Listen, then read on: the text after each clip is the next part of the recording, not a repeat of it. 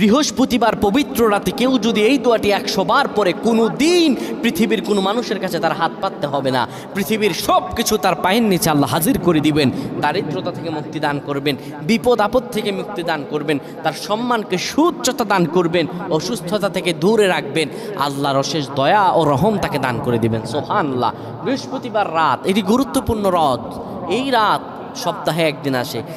আরবিতে রাত আগে আসে, দিন পরে আসে। সুতরাং বৃহস্পতিবারের যে দিন গিয়ে রাত, এটি বৃহস্পতিবার রাত নয়, এটি শুক্রবারের রাত, এটি জুমাবারের রাত, এটি দোয়া কবুলের রাত, আল্লাহর কাছাকাছি হওয়ার রাত। সুবহানাল্লাহ।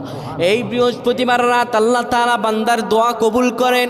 কেউ যদি বৃহস্পতিবার রাতে ঈশা নামাজের পরে পবিত্র হয়ে ইয়া হাইয়ু ইয়া হাইয়ু ইয়া হাইয়ু ইয়া রফিয়ু ইয়া রফিয়ু ইয়া রফিয়ু এই দোয়াগুলো পড়তে পারে 100 বার, আল্লাহ রাব্বুল আলামিন তার